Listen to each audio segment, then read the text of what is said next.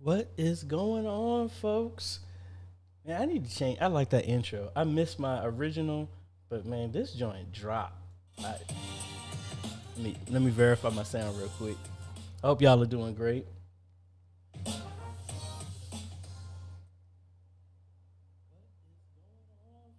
Yeah, I be jamming to that every time it comes on. Hey, folks, AJ the CEO here. I hope y'all are doing great. Have you know what we do every Friday, the best as we possibly can. We come at y'all with a Q&A session where I try and take a little bit that I know and try and answer some of y'all's burning questions as best as I possibly can. And again, folks, I don't know everything, but I try and share with you what I do know, and hopefully it will help improve and make your journey a little bit easier. I'm really excited, folks. Let me move this stuff out the way. We got we's close, folks. Look at this. Look at this. 43,944. A little bit closer to 44,000. And then the closer we get, folks, you know what we getting ready to do at 50,000. We are giving away, PTZ Optics is giving me a 20x PTZ camera to give away to somebody. And I'm throwing in the A10 Mini Extreme for a follow-up. The same person is not going to get both, but we're going to try and do something else. And based on the last video talking about the channel updates, what we're going to be doing is once we hit a certain goal in memberships as well as patrons, because again, the reason I do this is because I want it to be self-funding. I don't want it to be that somebody else is pulling out their pocket, me pulling out my pocket, because after a certain extent, I'm not gonna be able to maintain it. So the whole goal is when y'all are giving to me, I'm really just funneling it back into a way to bless another ministry. So we have certain goals for that. So this isn't starting next month unless we hit our goal, but want to be able to give back in some way, shape, or form like we did before. Originally, I was giving an A10 Mini out of my own funds. The A10 Mini Extreme is a little bit higher than that, so we want to make sure we have some sustainability for us to do that. We got a bunch of people on the chat here that actually won last year. Mike got one, and we had a bunch of people that got some stuff. So what we try to do, folks, and what we try and teach is when we get something, we try and turn around and bless some other people to make their journey a little bit easier. That's what this is all about. And if you don't mind, folks, it helps the YouTube algorithm, and we're going to probably be talking about some stuff like that as well too. But if you don't mind, take a second, go ahead and hit that like button. If you haven't, hit the subscribe button and hit that bell. That way you get notified when we come out with other videos to help modernize your media ministry. Let's go ahead and give a shout out to the folks, the great folks that are online here. Parker Jennings, hello. You know who I is. You know who I am. Hello. Michael Fair, hello. Donnell, hello. Norm Carpenter, hello. Mr. Clarence, hello. Josh, no, I'm not getting a Mac. It's here. Darius, hello. Francisco, hello. Francisco, soon to be having sleepless nights with the bundle of joy. That baby is soon to be on the way. Much blessings to you and Rosalind there for that. Brian is here. Anthony, the world famous multimillionaire Christian business owner out here, speaking it for you, man. Antonio, hello. Sandra, hello. SMB Memphis, what is going on? Orion, hello. I hope y'all are doing great. And like I said, folks, I am here for y'all. So y'all fire away at some questions here. And I actually started a question to y'all. This is going somewhere. Everything, the craziness that I do always goes somewhere. My question, and Mike kind of dropped some scriptural basis of this. My question to y'all: is, where does imagination come from? Where does it come from? Where did you come from? Where did you go? Where did you go, Cotton Eye Joe? You know, something like that. Where does imagination come from? It's also when you have hunches that are out of the clear blue sky. Where do you think those come from? There's a reason I'm asking that. So anyway, folks, fire away your questions at me. I'll do the best I possibly can. Let y'all know. Should I play it? There's I'm gonna start doing another weekly show, an actual media ministry news show, to drop some new tech, some new ideas. It's gonna be short, less than 5 minutes. Gonna try and drop that once a week. Might be longer as we get some more news, new tech, all this other stuff, things that are going on. Might have it more frequently. Again, just like I always encourage y'all to come up with new content, that's what we're doing as well too, to make it applicable for y'all. So let me see what y'all think about this. I'm gonna try and play the opener for it, and let me know what y'all think about it. I don't have any music to it yet, so you gotta be patient with that one. So let's cut over here. And can we do it and then I just do a picture in picture? Yeah, why don't we do that? Here, boom. There we go. So let's go ahead and play it. So be on the lookout for this. Still working on the graphics for everything here. And if you pause any of that, you'll see that those words actually say something there. So that's what's coming soon, folks. So some bunch of cool things that we're working on. I'm actually looking at doing some, I changed my setup. So when I start doing that, I'm going to run over to the studio camera and have a different setup for there and run back and forth. So we're going to have some fun here. So hopefully I've bid enough time so we can get some people to have some questions. And you know who I am. Here you go. Wants to know, how can I monitor the output sound while using an A10 Mini, seeing that it doesn't have a headphone input? Unfortunately, there is no way to do that except for having an audio extractor. That is what I used originally, and I've suggested that to a church before. Let me find the exact one that I used. And I mean, they're not very expensive. Here it goes. So here's the exact one that I used. All right. So it's about $25. Actually, I've seen them lower than that. But pretty much you just take the HDMI out from the ATEM, goes into here, and then it splits off into an output right here with RCA or a spiff out or something like that. And then there's other ways. There's other models that give you a 3.5 headphone jack that you could use as well too. So there are many other options for that. Or you could just get something like the RCA to 3.5 millimeter, put a coupler on it, and then put your headphone jack on it. That would work as well too. But that is what I've used. But again, that's one of the downsides to the A10 Mini. That you don't have the multi-view, you don't have something like that, unfortunately. So, but hopefully that will help. I will put a link in the description for the HDMI audio extractor. There you go. Let's see, what's the next one we got? Parker, the weather right now, it looks kind of like a little overcast. I actually got the windows open today, so we can have some natural light coming up in here. But it's doing well. It was drizzling just a little bit, but we'll see. Josh, no problem about the memes. And again, I'm still trying to play catch up. So me pulling some of the other stuff here, I'm a little off. I need to reorganize everything up in here. Trying to update my Mac, Josh, over here, and it hasn't started back up. So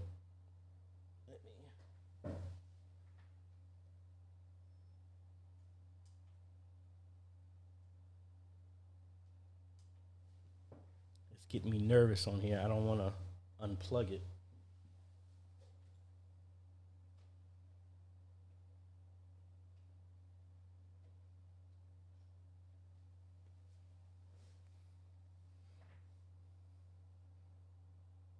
Did an update. It says it's on. Ugh. Let me plug it directly in right here real quick.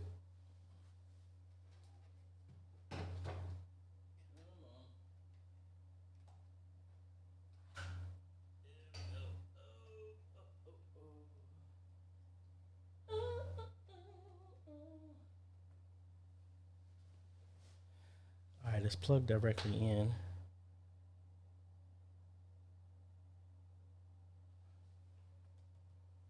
So I don't know. I might have to restart it. Oh, there it goes. Now it came up. It must not have liked my my KVM switch. So why can't y'all see it?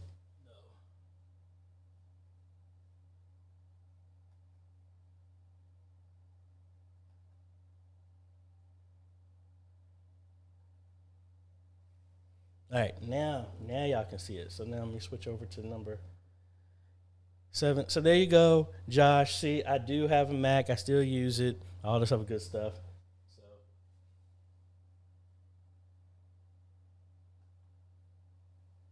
I did an update, but I guess it wants to do another update. So hey, it's here. It's being used on occasion. What else? Who else we got here? Oh, back to you know who I am. And do you think it's better of capturing the sound from an analog mixer through an auxiliary cable, 1/4 inch to 3.5 balance cable, or audio interface? Honestly, it doesn't really matter. If you're going into an ATEM, the audio interface is just adding another piece in the middle for no reason. Now, if you were going from needed to go from analog and convert it to digital, that's where you would use an audio interface. But the ATEM is your interface. Now, you can add an audio interface if you really need to have some more control, but I mean, you have the mixer right there. That's just my personal opinion. Community, I ask y'all, what y'all think? For me, if you were just coming from an analog board, digital board, it don't matter. I just go directly into the ATEM and make the adjustments on the mixer and literally just make level limits on the ATEM. That's what I do. Let's see. Got a bunch of people answering the question about imagination. Let's go to page number 1 here.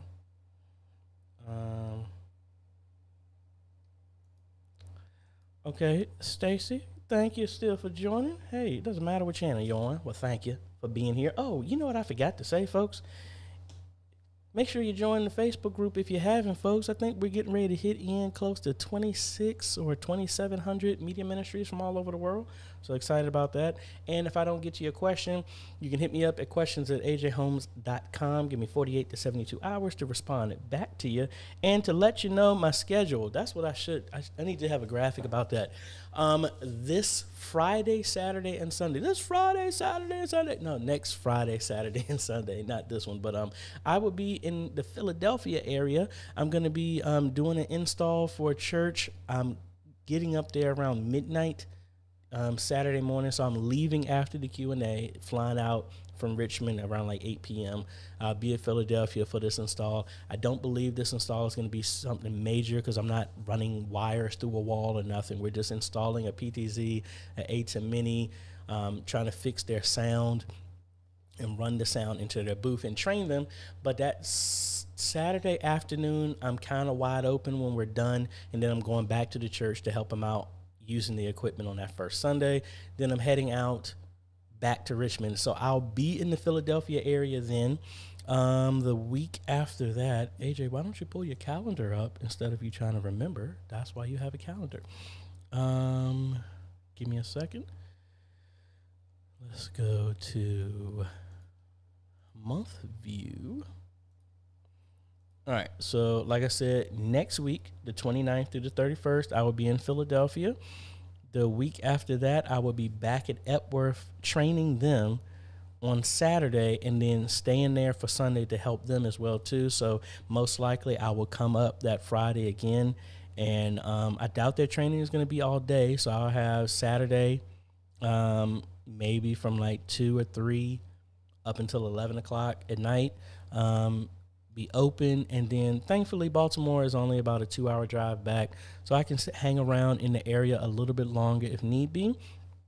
The 13th, I don't have anything right now, and then on the 19th through Friday the 19th, the 20th, and the 21st, I will be in Columbus, Ohio, doing an install and doing some training out there. The 27th, I don't have anything, but again, that's Thanksgiving weekend. I don't have anything tentatively right there. And then on December 4th, 3rd through the 4th, I don't have anything. And then after that, the 11th, I'm on a cruise, and we shut down for the rest of the year. So just letting y'all know my schedule. I'll put that out a little bit more. I love to catch up with y'all if any of y'all are in the area, but we'll see what we can do.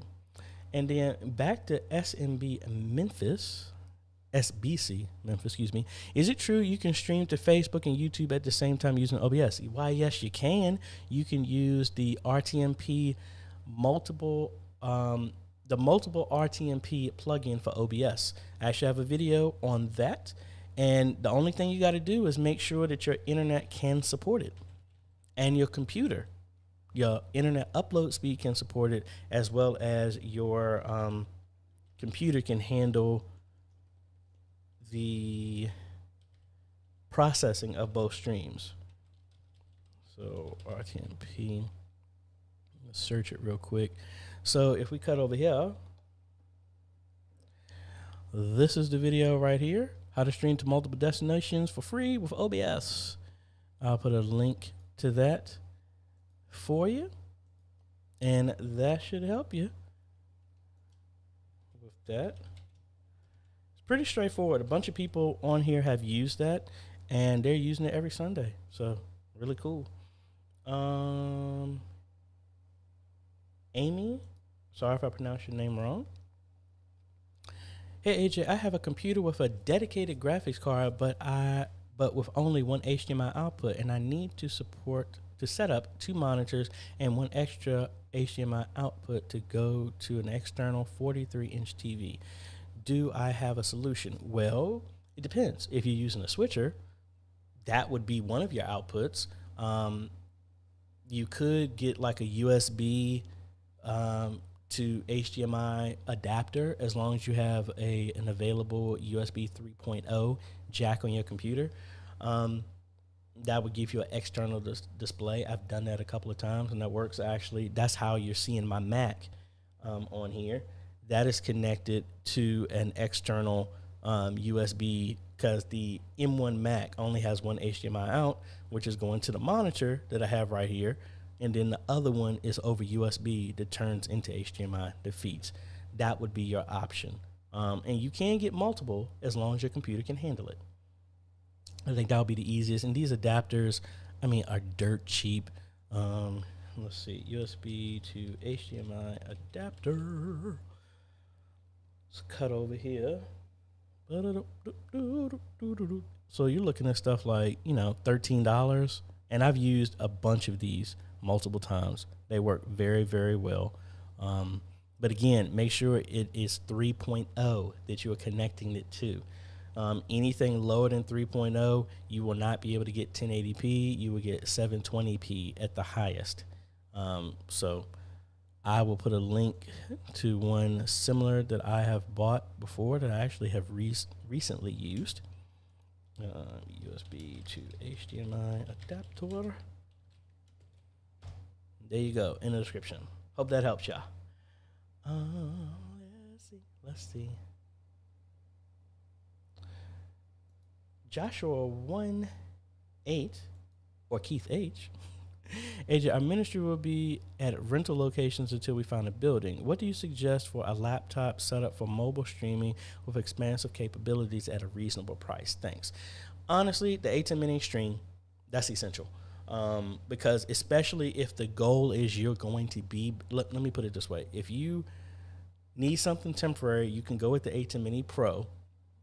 But if I don't believe the A10 Mini Pro is going to be satisfactory for expansion when you get a building. So if you go with the A10 Mini Pro, you can still use it, repurpose it for your pastor or whatever to use on portable mobile events if you're going back outside, with the ultimate goal of getting an A10 Mini Extreme. Or you could just go with the A10 Mini Extreme, and then the laptop or system that you need to use with it is not that serious, because the A10 Mini Extreme will handle everything. You can hook up, you have 2 USB ports. One can go to the computer, and you can stream one way, or it can stream itself. You can hook it up to a phone or a hotspot, and then the A10 can stream itself. That's what I personally would think. If you really, really, really want a system so that like a laptop to handle it, I would look up one of the Asus Tough line, something similar to like this, because this is actually what I have for a ministry here. This is literally the equivalent of my Acer laptop that I think either I dropped or my daughter stepped on in the corner. It's just a little nick, but I don't know. Stuff like that gets on my nerves. But this system has dual GPUs, has a GeForce 1650, and it has a Ryzen Radeon, so dual processors in there, GPUs in there. Will be more than enough. Me personally, my own Acer laptop, which has the same specs, I recently updated to 32 gigs of memory and put a second 1 terabyte drive in it, and it is a beast. That's the same system that I used to do the edits of all my videos when I was in Ireland. Very fast, great system. I got mine for around $700, but that was about a year ago. So this Asus Tough line is a very, very, very good system for that. I will put a link in the description for that. So hope that helps you.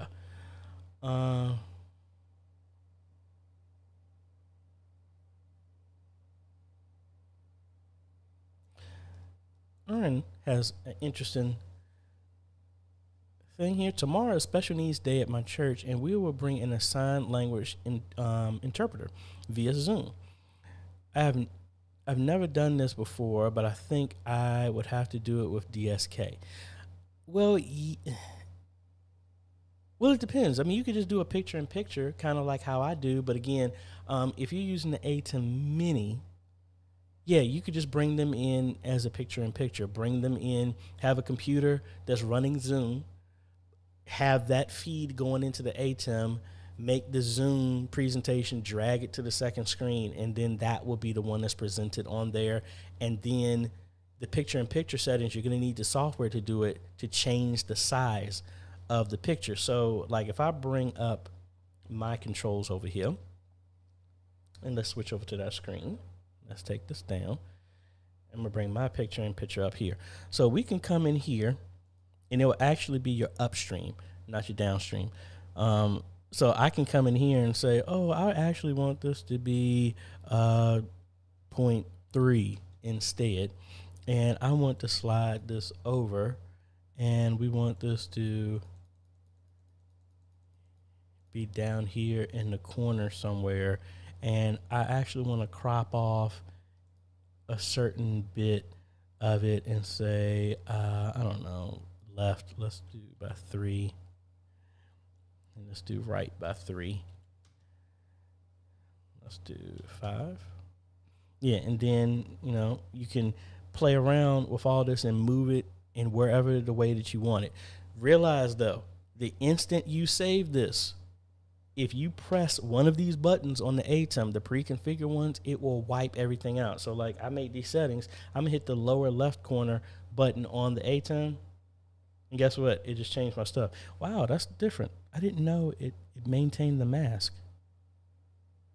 So the buttons will only change the position and size. That's new. I did not realize that by pressing this, it maintains the mask. Hey, that's something new. So that's cool. But that's how I would do it. Long story short. So hopefully that helps you. Let me turn this mask off. That's cool. I didn't realize that pressing those buttons would actually maintain the mask. And I think I think I went over that next part without reading your comment here. How do I size it down for viewers on YouTube to see the interpretation? I wouldn't want to be small on the screen. Yeah, you would just play with those settings. Like I said, you would make it to whatever size you think is not an obstruction to what's going on. So those same buttons, how you would do it. Don, is there going to be a meeting regarding next year's For Me video conference? Yes, it is. Actually, I got an email from Faith Network. We're going to be setting up a time to talk with them. I just need to isolate the time, and anybody in the Facebook group who is interested in joining, or any of the original teachers that want to join, I will put that information once I hear back. Thank you for reminding me that. As well as everybody, your boy here has been, every night after I put the little one to bed, we've been knocking out a chapter a night as best as we possibly can. So like I said, we're going to get this book out this year. So it's still there. I'm probably going to discontinue the pre-orders for a signed copy pretty soon. So if you are interested in still getting it, and again, I want to give a big thank you for all of y'all who gave me patience and leniency in getting this thing out. I mean, we had a conference that got thrown in the middle of here, and we had a whole bunch of other stuff coming in. But if you're interested, you can go to books.ajayhomes.com and pre-order one. The first book was Modern Media Ministry Made Easy. Now this one is Modern Media Ministry is Now Necessary. This is not necessarily a book that you read from beginning to end, but it's literally you look at certain chapters and there's certain things you want to talk about. Like, for example, I just finished writing the chapter called How to Upgrade Your Congregation, and it's talking about steps on how to get your congregation to not fight all of the changes that you're doing. So it's meant where you look in the table of contents for whatever type of thing you're trying to do in your media ministry, and it gives you a mindset and practical goals and steps to try and go through that and give you ideas. That's what it is. You could read it from beginning to the end, or the idea is it's kind of a reference to try and get the mental juices flowing to give you some ideas on what direction to go. That's what that is. So again, I'm really transparent with y'all that if anybody had pre-ordered it and you're tired of waiting, you just got to email me. I will gladly refund the money back to you. So let me know. I'm probably going to take this down by the end of the month, and it will just be a notification. It's not going to be a pre-order. It is going to be on Amazon. It is going to be digital, and it's going to be a hard copy, hopefully. So I think I've yammered on enough. Let's see where we're at. Hello, Joe Lance. Thank you for joining us. Let's go to this next page here. Charlene's Outreach Ministries. Hello, thank you for joining me. Brian, regarding the analog mixer. Oh yeah, Brian, I still got you. Right after this, I had to get some more paper for me to print this stuff out. So we got something shipping out. Once we get off of this, I got to go to my shipper and do that. Regarding the analog mixer question, I've tried it both ways and didn't notice a difference. I recall Chuck Taylor mentioning a hum eliminator being needed for ATEM to mix connections. Yes, I actually have one of those in between my stuff, and it was very, very cheap and very simple. It doesn't cost anything.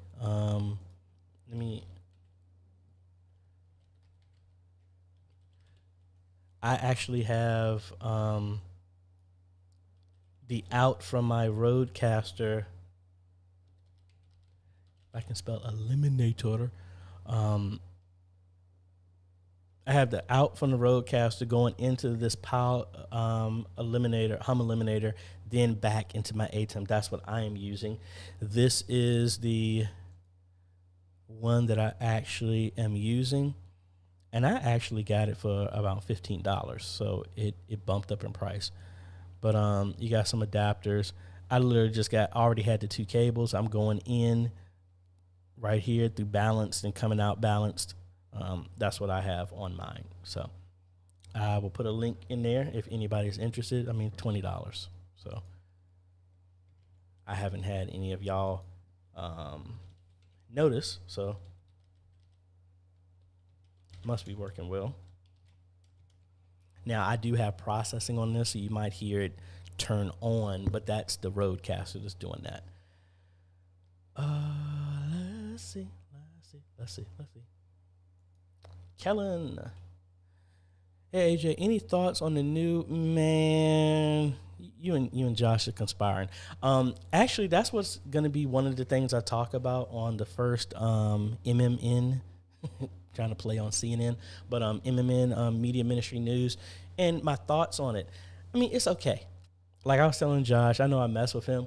Me personally, I am not an Apple hater. It's just I've built computers for so long, and do I like the fact that it has the performance? Yes, I do. I do not like the Apple tax. My system that I'm using right now, I built, gives me more horsepower than that system at half the price. I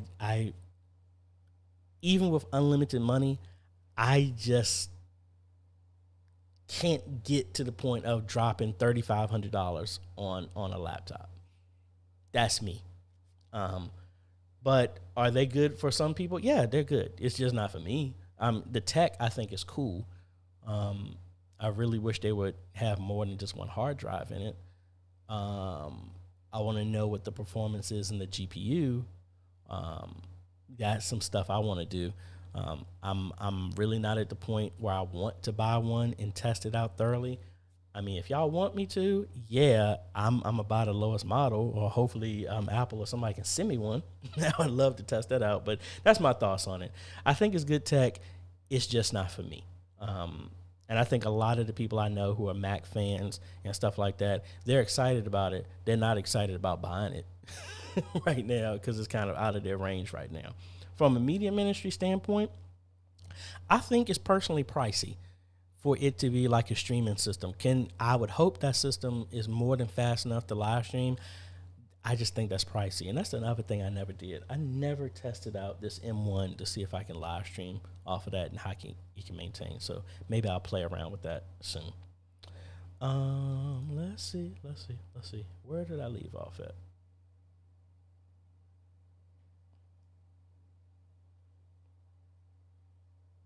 Oh,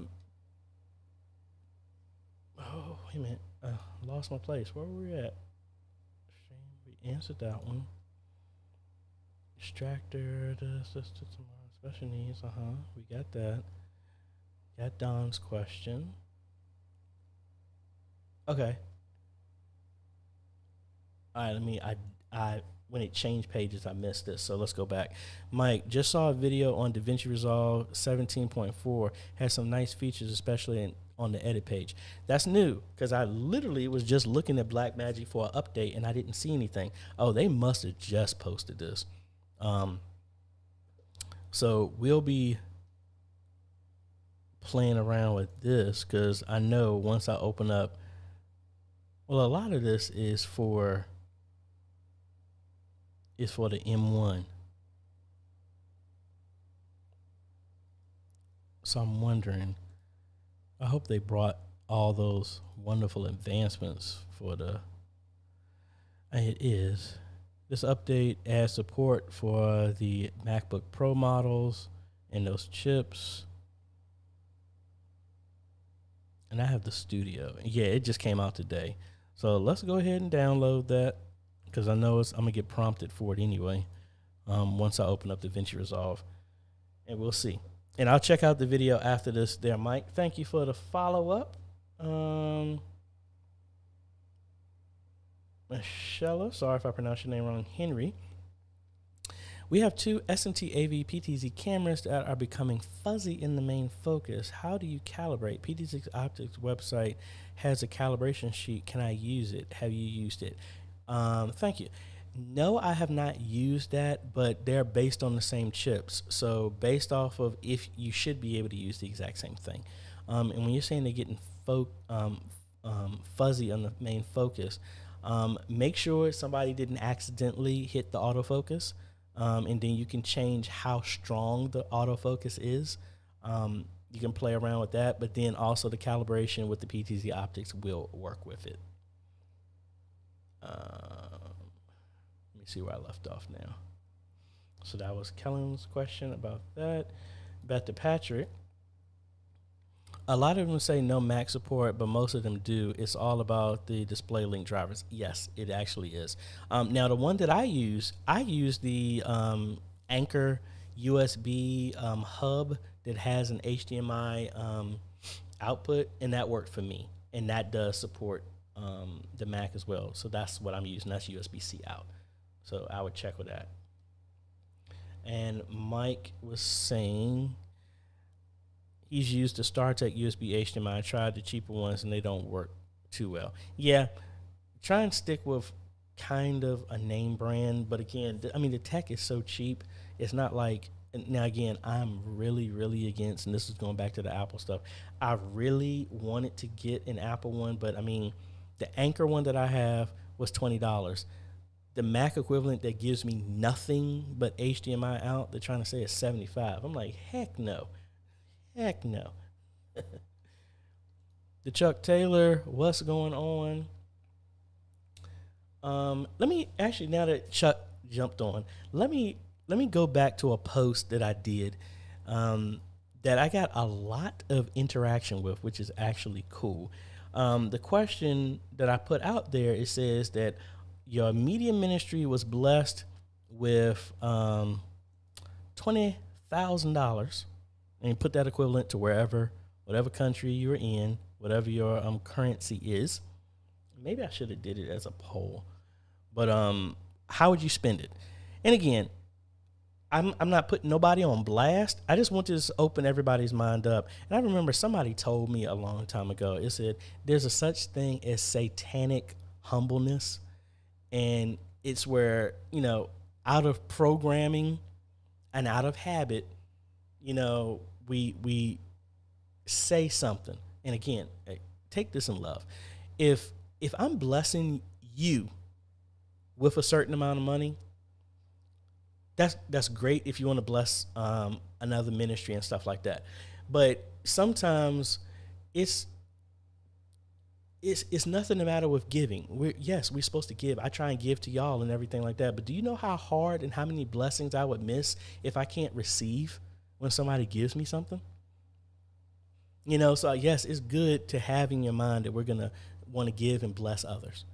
But at the same time, you have to accept when somebody's giving it, because if you give it to somebody else, what if they have the same mindset, then they just pass it on. And now nobody's doing anything. Nobody's getting the blessing out of whatever. It's just the act of giving. So I don't know where that tangent came from, but my whole goal is, the reason I had this question is I wanted to engage y'all's imagination and kind of push the limits of what you can do. Because, you know, I could easily ask, what would you do with $1 million? And normally your brain would shut off after a certain period of time. Your imagination would shut off, because the logic would kick in saying, what's the point of me talking about this? Because I'm never going to have this amount. And then you miss out on the creativity that comes in when your imagination kicks into place. That's what really this is about. It's not necessarily just about the money, but it is about getting that imagination going of what's possible. Because a lot of us, being honest, we look at our current situations and our circumstances and we're like, oh, you know, well, what's the point of me doing this? What's the goal? You know, what's the point? We're never going to have it. When, like I say to other churches, like I have a bunch of churches, like, why should we put this money into the media ministry? Not realizing that down the road, by putting the money into the media ministry, you're ultimately going to reach so many more people, to where now your congregation is only 25, but now you've impacted your whole community. You've empowered and shown an example to other ministries who've been complacent because they're looking at how things are and not how things could be. Walk by faith, not by sight. Well, anyway, I ain't trying to go into that. So anyway, let's go to the next one. Thank you, Chuck, for jumping in, and you just made my mind kick off going into that range.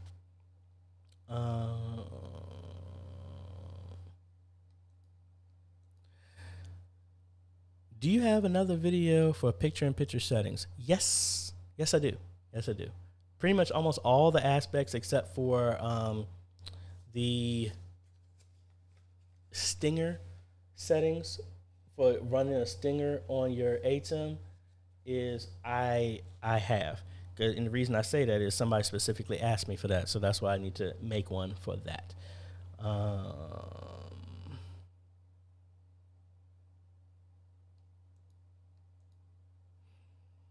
Yeah. Awesome suggestion by Chris. Yeah, I've seen Photo Joseph. He has some great videos as well too. Hello, Jamie. How are you doing? Mike, honestly, yes. It's something similar to like that. It's kind of like it's meant to be um, a guide right there to try and walk you through certain things and get your mindset. There's no way for me to document everything. Like I have one chapter talking about finding, getting the appropriate internet for your ministry. And I'm talking about getting access points. I'm not talking about how to set up Unify and all, set up the rules and stuff like that. It's just putting the idea to having a conversation to think outside the box. That's what it's really about. But yes. Let's see if we didn't miss a page here. Let's see. Question here. Hi, been having problems with my volume. Keeps raising to 100 in the audio settings automatically. How do I stop this from happening?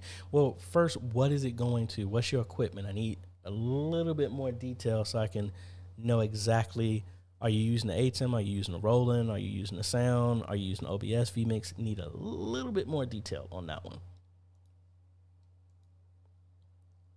Hey AJ, how do I connect my stage monitor to a MacBook, which also shows 3 other in-house monitors? How do I connect my stage monitor to a MacBook, which also shows 3 other in-house monitors? I gotta think through that one. I mean, I would think just a splitter, but I mean, are they going to be showing the exact same thing? Are they unique individual monitors? Give me a little detail on that one.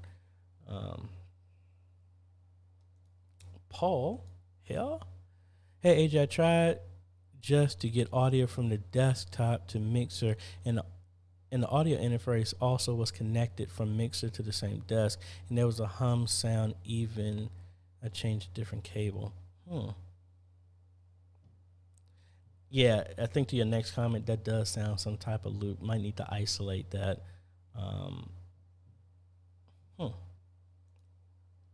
I have to think about that one. Joe wants to know, when are you planning a trip to Houston? Hey, I'll plan a trip if somebody wants me to come out there. It's not going to be this year. I'm kind of booked up for this year. Kind of making plans for next year. Gotta make sure I manage the funds. But again, really want to get out of here. And yes, I can reach a whole lot of people from here. But I want to put a face to the same thing and try and randomly pop in. That's kind of like the other goals that we were saying for the channel for next year, that we want to get out and about and meet some of y'all and go at least one place at least once a month and see what's going on.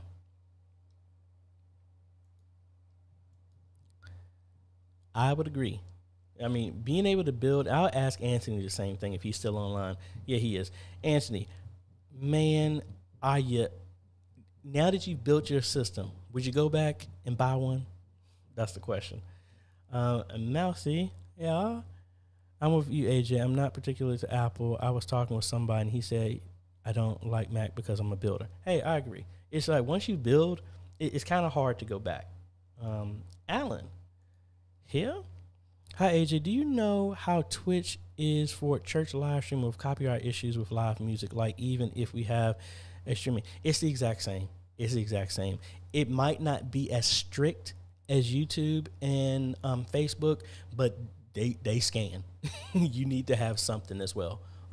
We stream to Twitch as well too, because I mean, we at this point we stream everywhere, even if nobody's watching, just because of the Facebook apocalypse or whatever you want to call it when they were shut down for 6 hours. You need to make sure you're covered for each one. They're a little bit more lenient, but they still monitor it, so you still need to have something in place.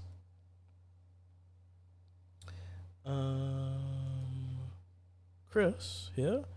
I ordered a MVP base model MacBook Pro. Boo! Stop. Just because the laptop in my church lent me is dying, and my time with them is going to end in less than a year. I think the church should never look at MacBook. I mean, I would agree. Some churches use all of them, and there's nothing the matter with that. I'm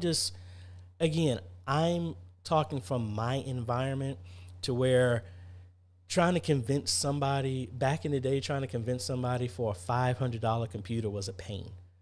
So for me in history, if it was a pain for me to try and get $500 for a rundown computer, asking the same people $3,500 for one system, that's where I'm coming from. So maybe if I wasn't around something like that, because that's why I say everybody's budget and their expectations are different. So that's why I don't want to say it's not for anybody. Excuse me. I'm just saying it's not for me. Just based on the fact that I've been able to come up with other stuff that's got me under that budget. Hey, MacGyver, DIY type of situation. What Chris was also saying, though, I think church should only consider Mac Mini 1 or next generation of iMac for live stream. Possibly. And that's why I want to test this out when I get some time and see. See, the time of me being in the lab and really testing out some stuff, I love helping out a lot of ministries, but the DIY time of sitting down and I'm just like figuring stuff out, it's almost kind of like a Tony Stark type of thing. Engineer from the background. It's like that's where that's my my humble space. That's my happy place of building stuff or getting some Legos. That's the other thing too. Let's go back here. And if Otis is on, he might be able to help with this one. Been having problems with my volume, keep rising in vMix to 100 in audio settings automatically. How do I stop this from happening? There's a bunch of things that could be. If it's shooting up to 100, what's the max coming in? I mean, you could put a limiter on there to where it will stop it from going to a certain level, but let's go back to the source. How is it being connected that's going into vMix? Is it maxing out that's coming out from there? Is there a compressor on it that's amping it up? That's the other thing. But from a quick fix, you could put a limiter on vMix to stop it from getting to a certain level. But be careful, that just flattens the sound so that it won't spike. We need to kind of know some more detail on that. Anthony was asking, where can I find the Ryzen 3 3200G? Don't. They're go with the Ryzen 5 5600G. Go with that one now, because you're getting limited stock in the Ryzen 3 3200G, or even the 3400G, the Ryzen 5. Those are limited stock, so they're going to start charging an arm and a leg for those. But the Ryzen 5 5600G is like the newer version, the most recent version of that. I actually was going to do a video on that, but I ended up donating that computer build to a friend. So if I come over here to Newegg, the 5600G is going for $239. Now, I think that's a good deal because that's your GPU and your CPU combined. And based off of the systems that I used to use, I would use a Ryzen 5 1600. So let's mark that. Let's look for a Ryzen 5 1600 in price. Let's see how much that costs. That's going for $155. And then you need some form of GPU to go with that. So I would go with the GT 710 because that's the cheapest graphics card that you can get that's going to get you by. So that's going for, I like one with a fan. So this MSI one is around like 82. You add that all together,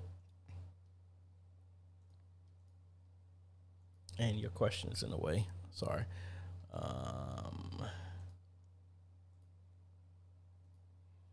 And I think I actually got something in my shopping cart I need to get out of here. So get rid of that. Get rid of that. So that's $239. But if you add this lower model and that, you're almost at the same price. Now let's look at the Ryzen 3200G, which I highly doubt it. See, this one right here is going for $226. $10 more, and you're getting a newer, faster processor. This one has 4 cores and 4 threads. That's it. This one has 6 cores and 12 threads. So it's 3 times faster. So that's what I would suggest, because in the money that you would spend to get a 3200G, you can get the 5600G and get way more power than that one. Get more bang for your buck. And it's the most recent one anyway. So that would be my suggestion.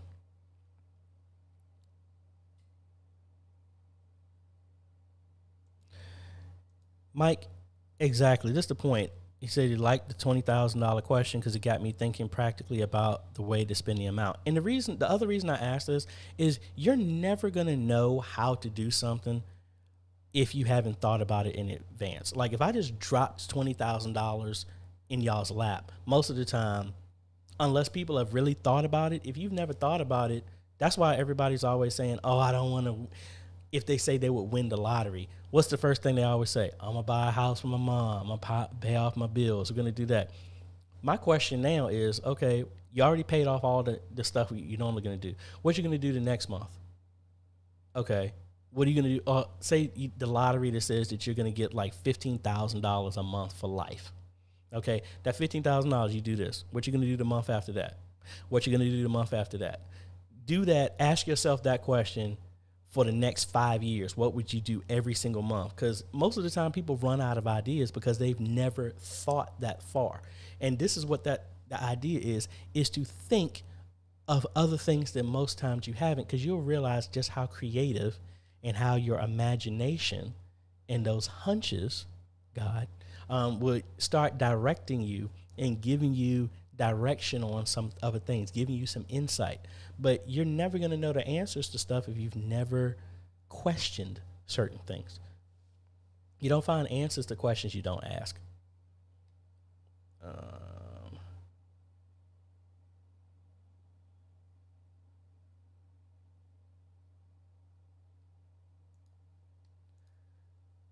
Phyllis, well, thank you very much. Hey, I try. I don't try to beat everybody up and beat everybody over the head with the Bible. I try and just live it. And then that way people can see the Bible in me. And I mean, I can quote scripture all day long, but what's the point? It's a whole bunch of people who can, the devil can quote scripture. To be quite honest, he knows the Bible better than us. Hogs and cattle. How is the Famaco camera holding up? I bought one for my church. Hey, it's been great. Pastor Alicia had one. She's the first one that got me on that camera line, and I've installed them at maybe around like 7 churches, and they are rocking well with them. I haven't heard any issues in any way, shape, or form with them.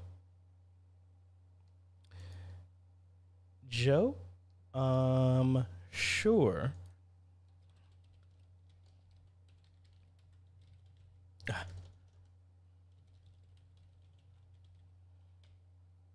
can type right. My first book, Modern Media Ministry Made Easy, that's actually available now on Amazon. So you can get that at any time. So if we go over here to the Amazons, we can look up Modern Media Ministry Made Easy. So there you go. It's right there by yours truly. And it is available in ebook and paperback and stuff like that. All righty, let's go to the next one. Anthony, back to this question. He was saying, absolutely not. Custom builds are the way to go. Exactly. SDT, back to their question. We're using the RI 1x4 extender for in-house TVs, but I want the stage display to show the scripture and lyrics only. Okay, you could use kind of like what I have on the floor right now that is pulling, it's a RI HD Base T extender that can go up to 400 feet, and it's just one end and it's connecting directly to my studio camera that's looking at my kitchen table that I'm getting ready to do a product review on. So that's going all the way on the floor.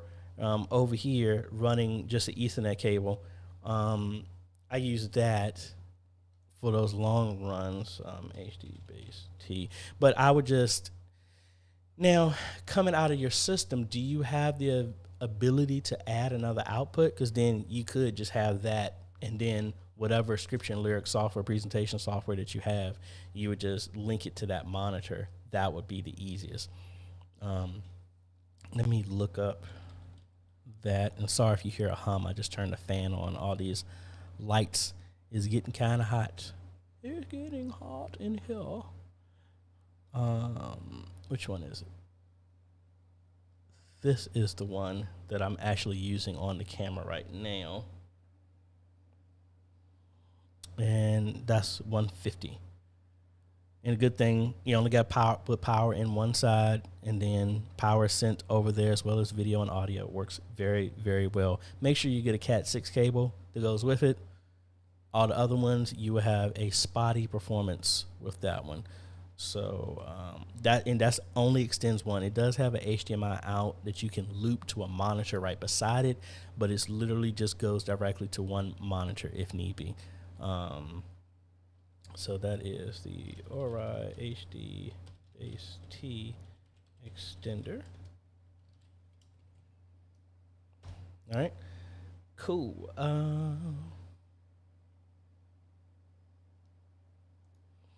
Chris, that's the reason. That's my real reason why I don't like the Apple stuff is you can't change anything yourself.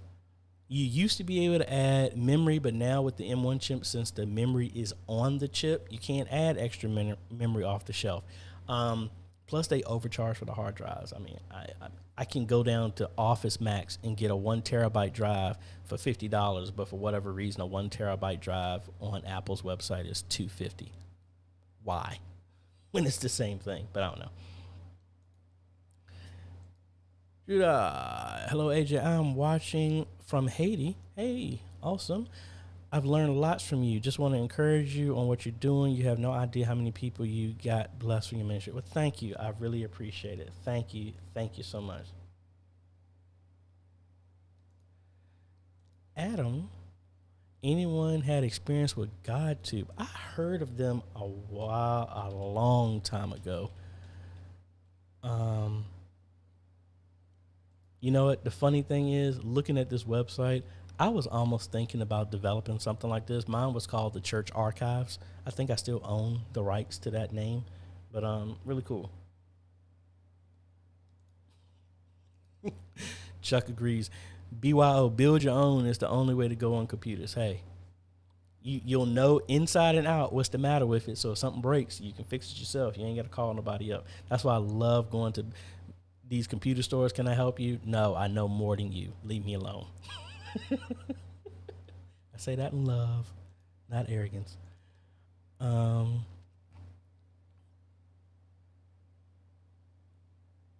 a Behringer audio interface. I mean, I still think if all of a sudden it's shooting up, it's either something, the Behringer is doing something to your audio, or it's coming in. That's the only thing I would say. Honestly, try and put a limiter on vMix first, and then we have to look in more detail from there. Patrick is saying, in my opinion, even a base M1 Mac Mini will run your live stream with plenty of headroom. Awesome. I'm gonna test it out, because I'm playing around with my church of upgrading OBS to vMix. Just playing around with it. It's not nothing in stone, because my folks, man, I changed something on them, man. I have to slowly make changes. Plus, we don't really do much with OBS except for just start it, go from one scene to another one, and then back. So if I could automate everything, that's where I'm trying to go.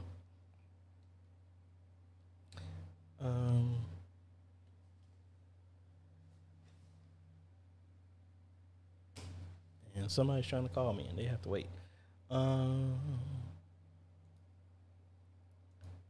SBC Memphis, I agree. My pastor said when Facebook shut down, we need to stream to other platforms too. Many issues with Facebook. internet provider can handle it. Yeah, as long as you have a minimum of 15 megabits up, I mean, you should be fine.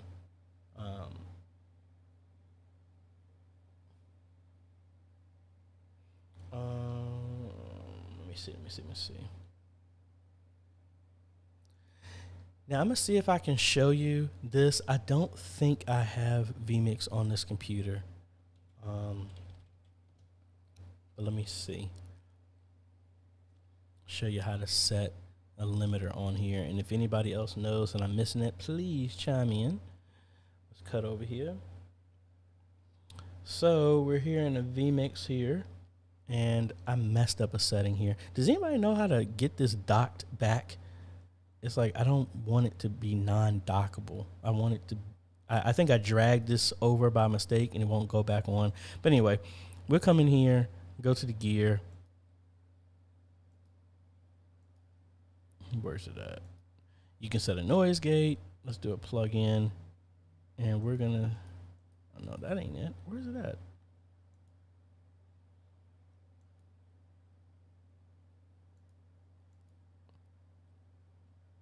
No, it's not that. It was, I know what I saw. I got to come back to that one.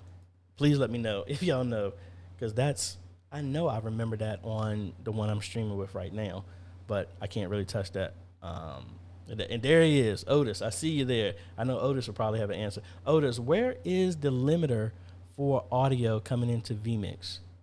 And also, do you know how to, what button or key you need to press to, if you have the mixer is not docked in vMix, how to make it go back, like reset the views or something? I would appreciate that. KCMI 89. That's the argument I presented to my church when they was thinking about getting the Apple just for the brand. It's not worth spending much unnecessary.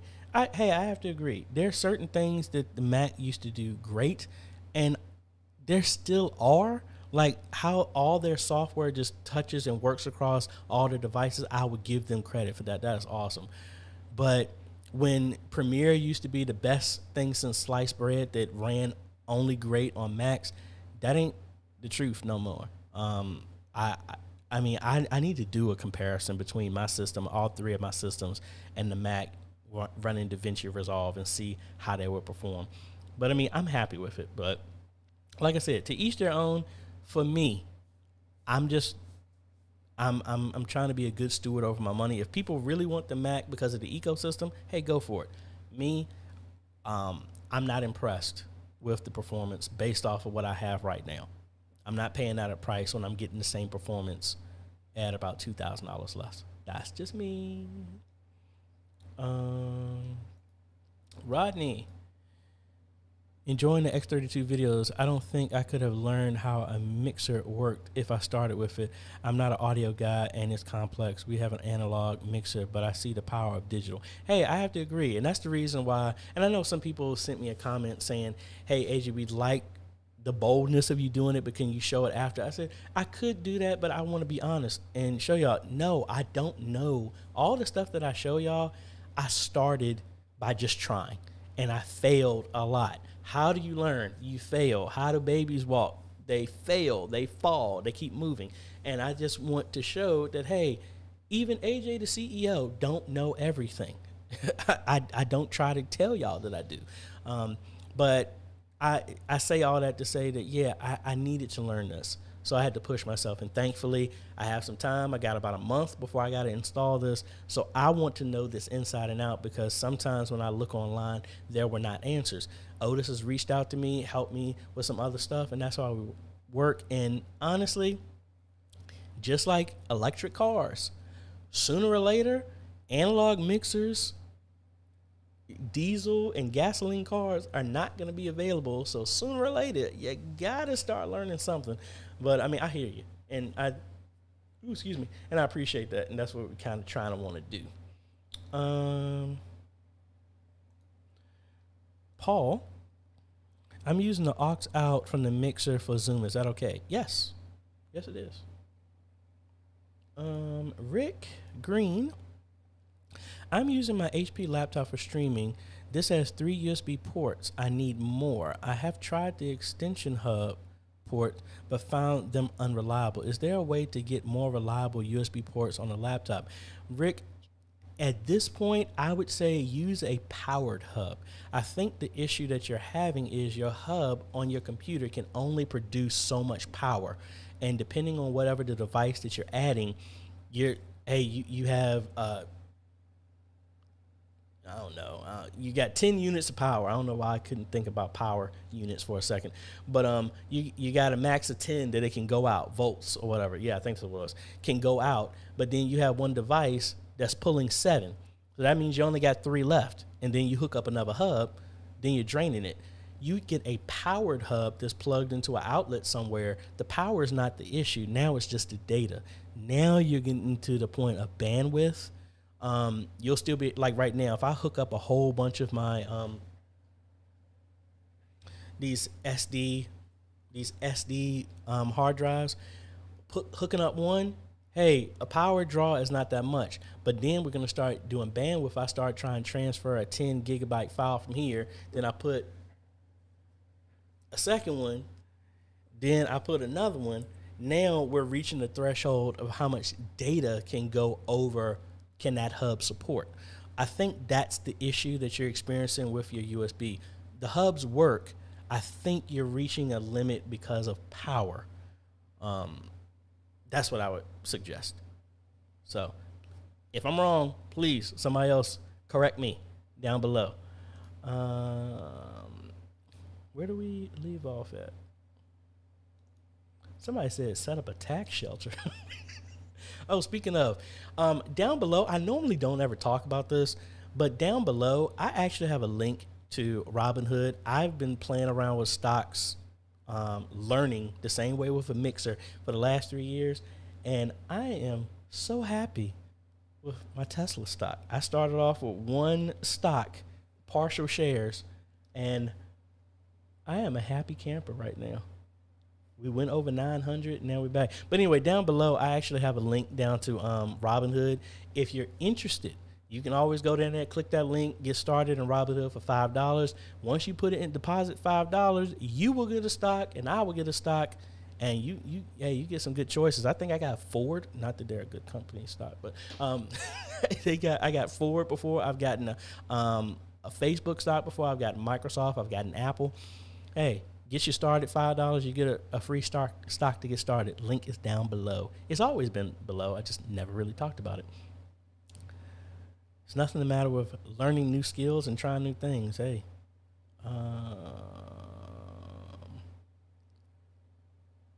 talk about setting up a tax shelter, Chuck.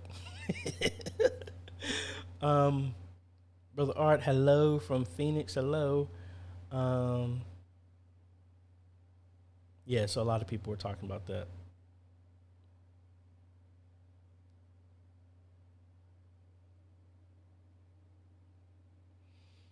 See, where did I leave off at? Man, we got a lot of comments going on because now my stuff is just jumping so fast. I'm trying to find out where we're at. That's page 3. Let's go to page 2.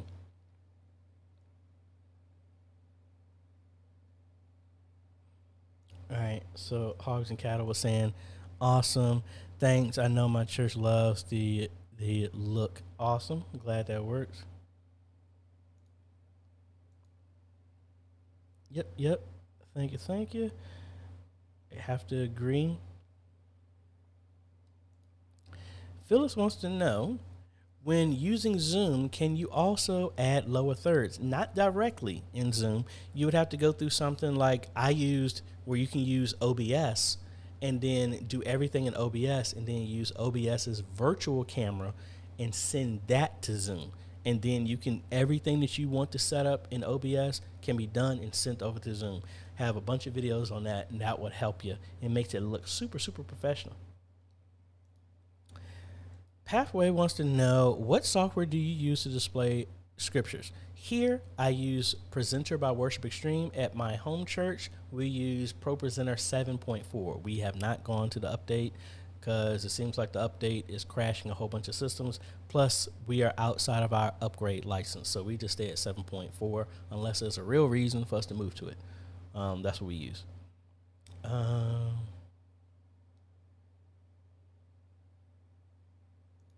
Patrick wants to know, Cat 6 cables work too with that extender. Sometimes there are better deals on Cat 6 cable. I personally have not tried that. One of the Cat 6 cables I have used in the past, I didn't get anything. But I don't know if it was a crossover cable or if it was a true Ethernet cable. But technically, it should work as well. Norm, I would agree. My computer that I've had since I got out the Marines in 1996 is the exact same one in some way, shape, or form. And I'm not trying to go into the WandaVision episode when they were talking about, hey, if you pull apart all the, what's the ship of Hephaestus or whatever that was, is if you remove all the parts of something and replace them, is it still the same thing? I'm saying it is. This is the same guts and heart and soul of the same computer that I had. What was it? IBM? I forgot what system it was, but that was the same one I had in the Marines, and I just slowly upgraded it to what we have right now, and all the other pieces have broken off into multiple other systems. But yeah, I've been building since then. The only systems I've bought were this Mac. I bought laptops, and that's mainly it.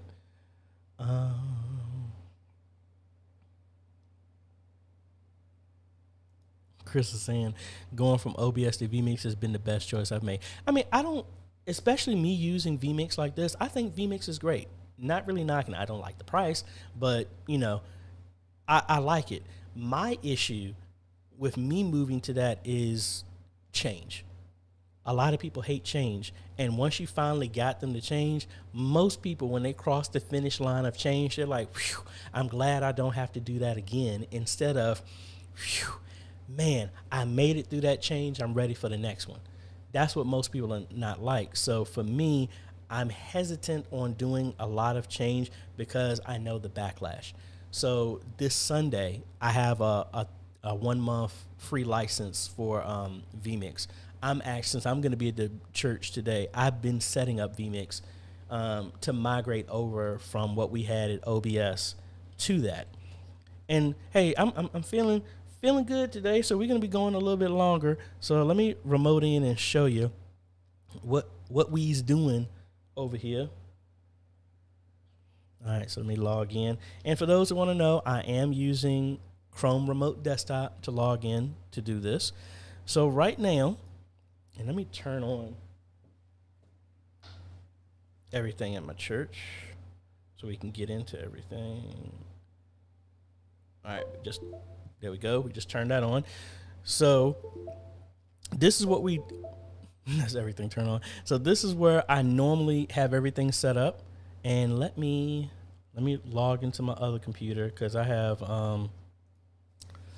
we have Presenter, like I was just talking about, running as well too. And we send a clock to the stage display that's on the back projector that we installed. But then we also have an NDI feed that has a clock that's running as well too. So why did my screen just change? All right. So I want to show you what I've been migrating our stuff over from OBS. This is what I'm going to be testing out on Sunday and doing a whole lot of triggers and everything to enact what I normally do at church. And thank y'all so much. We got a lot of stuff going on today. And like I said, if you don't mind, take a hot second to hit that like, subscribe button. I really appreciate it. And like I said, I'm going to go a little bit longer because there's some stuff. I was watching Coffee with Cannell, Sean Cannell, great guy. I actually started the same way I started my YouTube channel. He was doing a lot of stuff media at his church. But what I wanted to do is share with y'all kind of a media ministry aspect of some of the stuff he was talking about. So here's my timer. We're going to go ahead and start that. And let's go ahead and log back in over here. So now that's where our timer is coming from that I just started over on Pro Presenter. So that's feeding over here. So when we switch from here, got some music playing, we got all this, we switch over to our camera, and boom. And again, all the lights are off because I just turned the system on. No one's at the church right now. And then I made a different online giving based on some stuff we got from Elements at Invatu, to where now we got like a graphic. We have our online giving and stuff like that. We have our Be Right Back. It just shuts off everything. So if nothing needs to be going over, then we have our ending that plays music. So that is the mindset of what I'm setting up vMix has to be able to do. So if I open a vMix, and the other reason I'm doing it is because I want to start catching people off guard and bringing up their comments on our YouTube and our channels in here as well too. So this is what I've been building to mimic the exact same thing that we had in OBS. And I'm trying to, there we go. Let me open up a service template that I had. And we want it to be completely transparent. The only difference is we're going to have the chats. So there's our chat. See, it's pulling from the clock. Everything is set up. I need to turn off my lower third for our comments, but everything is set up the exact same way. I made a trigger that once this gets turned off, so if I come over here to the triggers, when we transition in, it turns on the NDI feed, it turns on the music. When it is transitions to see anything else, it turns off that overlay, it turns off the audio, which is the same thing that OBS does. So when we switch to live, boom, we just got audio coming in from our deck link. This will be to the house. Oh, we want to do online giving. We will bring that up as a lower third. I mean, an overlay. Oh, we want to have Be Right Back because we're playing copyrighted material. I have a trigger set on that to do the exact same thing. Just building that out. So that's what we're going to be testing out. I'm thoroughly testing it out to make sure I didn't miss anything. But let me know if y'all are interested. I'll go back and gut all of this and make it all over again if you're really interested in seeing that setup. If any of y'all are on OBS and you're considering switching over. Again, I'm not knocking it. It's just like the same way before. I'm not knocking the Apple, but if you know what your budget is and you have to be within a certain confine, that's why I stuck with OBS, because it was free. Here.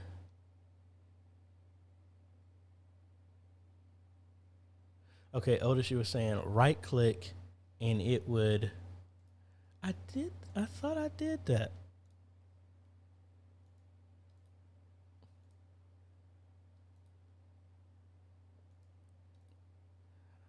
Oh no, Otis, you're saying. What is that?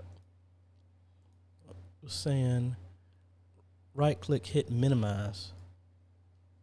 Oh, thank you, sir. Thank you. I was like, see, in my mind, minimize would go to the taskbar. Thank you. I appreciate it. See, that's what I'm talking about. I don't know everything. There you go. Otis, yay. So for all of those who didn't see it, I couldn't get this out here. See, I was thinking, see, I didn't even think about that. I feel silly right now. But oh well, at least I know. Because I kept doing this, closing. I didn't sit back to think it would be, I kept thinking minimize would go here. It was there. Thank you. Wow. I don't feel silly. I learned. And I went on a rant talking about that one. So let me go back and see where we left off at. Page number 3. Thank y'all so much again. If y'all have any more detailed questions that you want, know that y'all can email me at questions@ajayhomes.com. And I will get back to you within 48 to 72 hours.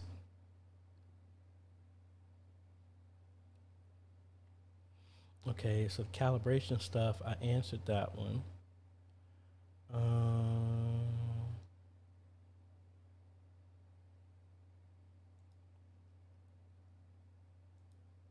All right, question here. AJ, can the Canon M50 send out a clean HDMI signal? I'm not 100% sure.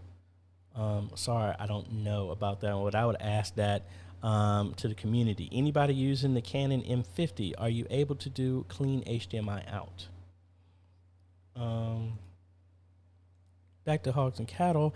Any suggestions for simultaneously streaming to Zoom, Facebook, and YouTube? I'm also trying to see if I could be using the ATEM for streaming with a preamp. Well, depending on what you're using, if you're using OBS, you can do that because OBS can stream to Facebook and YouTube using the multiple RTMP plugin, and then OBS can also turn on virtual camera, and then that can be your camera with, I like the VB audio cable that will send the audio as well to Zoom, and you can do it that way. That's how I do it at my church. So yes, if you're using OBS. If you're using the ATEM, you're going to need something to stand in the way.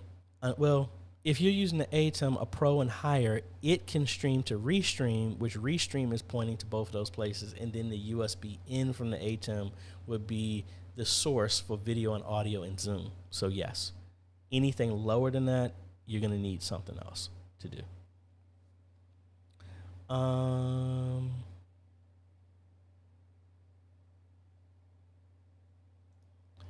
MA16 V3, I expect Resolve to not perform as well versus a PC.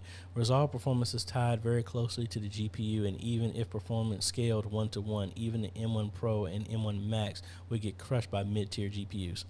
Have to agree. I agree.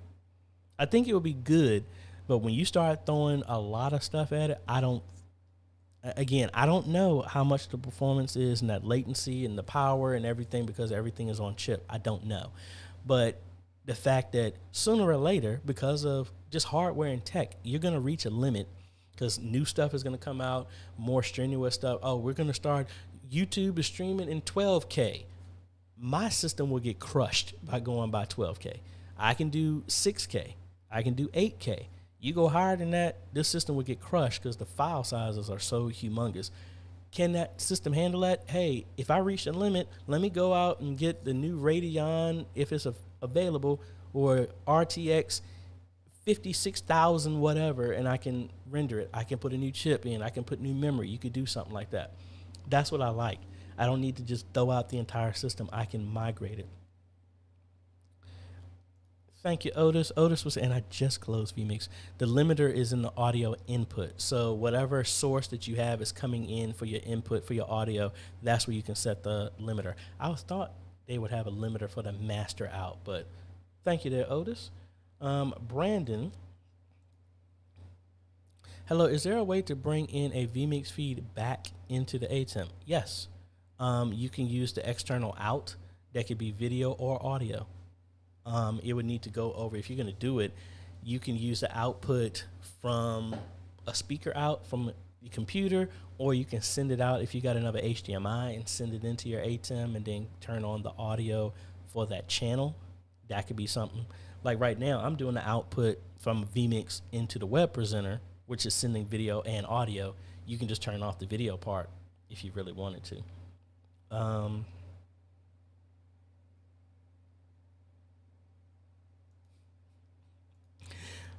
Phyllis, we've been helped by your failures to get it right. Hey, well, I appreciate it. Hey, what they say, the best way to learn is from somebody else's experience. So that way you don't have to repeat the same stuff.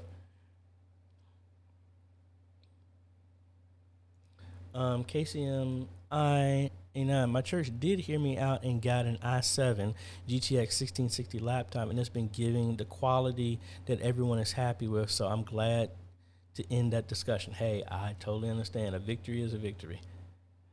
Norm, we got a QSC Touch Mix 16 using insurance money after a lightning strike. Before I understood audio mixing only 3 months after I started audio at the church. Hey, it's amazing how a lot of us, how we started. I mean, I'm a minister of music. Been playing, and I have a degree in computer science, and for whatever reason, everybody thought that meant AJ should know how to do all this stuff. No, it has nothing to do with it. It's just if you have a desire to do something and an interest in learning, what they say, when the student is ready, the teacher will appear. That's true. That is true. Back to Mike. Is 20x optical zoom enough for a 60-foot sanctuary, or go 30x? My sanctuary is 65. from the media booth all the way to the back wall past the pulpit, and that's more than enough for me. 30X is like what I did at Epworth, and their sanctuary depth is almost like 80 to 100 feet. I think 30X would be an overkill, to be quite honest, for that depth. Paul wants to know, does OBS have remote view, like controlling away from the desktop? Not that I recall, but you can, well, it costs money. You can get the Stream Deck software, and set up a faux deck link. I mean, not deck link, but Stream Deck. And then you can have the mobile app link and then control that. You could do something like that, but that's the only thing I know of. Back from a previous question, Anthony was saying powered hubs work great. I have them on my streams. Yep.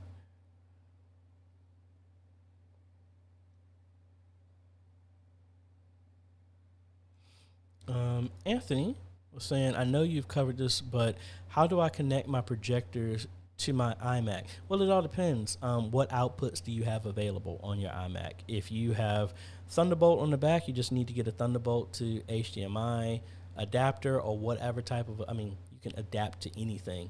But then also, what inputs do your projectors accept? You need to know that, and we can give some more detail on that.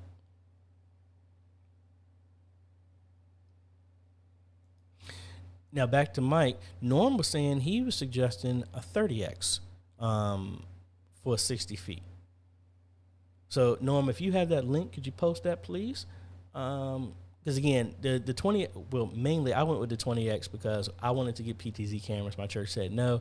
PTZ Optics blessed me with one to do a review, so that was our back camera. So that was my point of reference. And I think also, a 30X from my church wouldn't work because our lights that are hanging down are blocking the center view, and our sanctuary slopes down. So the closer you zoom, it's almost like the camera has to go up and down and up to get past the lights. So at a 30X, we could zoom directly into the baptismal pool, but the lights would be in the way. I would need to slide it to the left or right. But yeah, Norm, if you could send that, I would greatly appreciate it. Dominic was saying, been using Robinhood for a while now. God has been good. Yes, he has.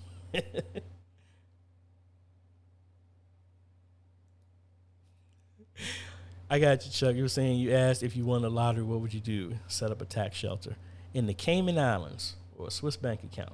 Gotcha.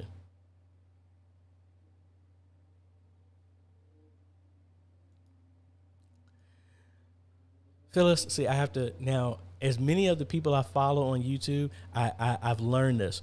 I am not a stock analyst, so I'm not giving advice. I'm just telling you exactly what I'm doing for me. And at no point in time am I giving you stock advice. I would love to talk about some stuff, but again, it's just like with this. I'm a novice, so I'm learning. For me, right now, thankfully, for the nerds that are out there that love technology, man, it is a playground for us right now.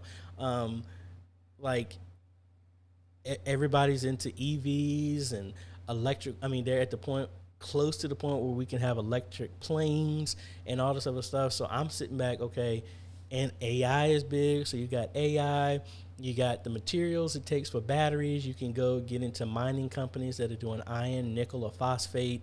You got other battery companies. You got car manufacturers, the ones that are actually producing cars. Again, I'm sharing with y'all, I'm in Tesla, Arcimoto, Arrival, Lucid, and I think that's it. Those are the four that I have, with the bulk of my stock being in Tesla. I didn't have the money for it. I set aside $100 a month, and I just have $100 purchased in partial shares, and I've had that set up for 2 years. Had to start somewhere. Started with $10 at first, and it's at the point now I just do $100 a month. I have some people on here on YouTube talking about, I do $1,000 a week. I'm like, thanks for the stretch. If somebody can do it, that means you can do it. Back to Paul here. What's the best kilobits per second for streaming to Facebook via Wi-Fi? Upload speed at around, honestly, YouTube will only, Facebook will only let you go but so fast. Me personally, I don't think it will let you go higher than 4,500 kilobits per second. But that has to be really consistent, not dropping at all. Like even mine, with what I'm doing, YouTube has been telling me my stuff has been dropping. It says right now, your stream's bit rate is 11,296.94 kilobits per second is lower than recommended 23,500. Even though I'm rated to be faster than that, Comcast, depending on the day, will drop my speed. You just never know. I would say, honestly, 4 megabits.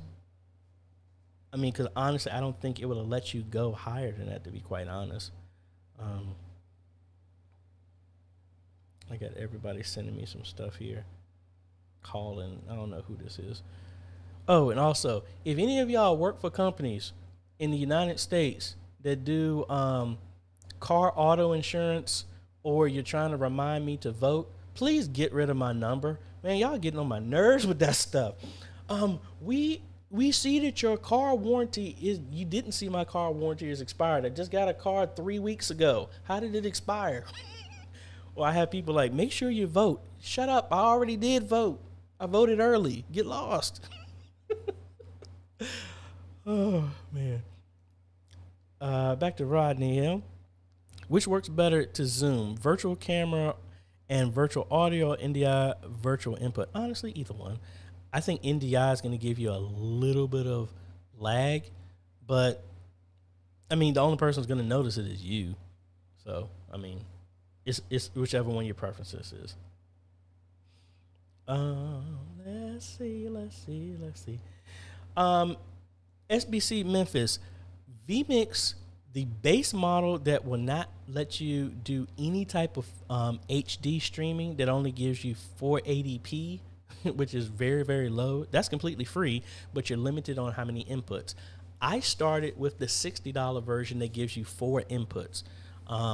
Or you can go with vMix Max that they have now, that is $50 a month, that's recurring, that you can cancel at any time, and it gives you everything. If you want to buy it flat out, which is what I bought for my system, it was $360.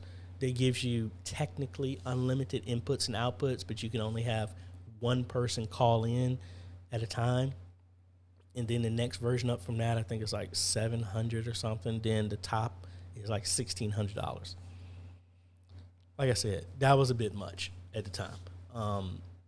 But like I said, I started with the $60 maybe 2 years ago, just dabbling with it. And when I reached the limit of what I could do, I ended up upgrading to not the HD basic, but just the straight HD. And that's what I've been using. I'm actually on vMix Max right now because we had some stuff with Josh and stuff like that, and I needed to have more people. But the $60 is good as long as you have a simple interface. But the interface that I was showing at my church, I would need the vMix Basic, so that would be around $360 to $420. That's what I would need for that. Good conversation, folks. Let's see.